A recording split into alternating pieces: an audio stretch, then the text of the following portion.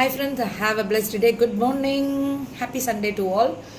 Night எனக்கு கொஞ்சம் late ஆகிடுச்சு, 12 o'clock ஆகிடுச்சு. நான் வந்து அதுக்கப்புறம் சாப்பிடலாம் முடியாது. மார்னிங் எழுந்திரிச்சா தான் நாங்கள் சாப்பிட்றதே. அந்த 7 o'clock மேலே சாப்பிடாதீங்க அப்படின்னு சொல்கிறாங்கல்ல டாக்டர்ஸ், அதனால அதையும் கொஞ்சம் அவாய்ட் பண்ணிட்டோம்.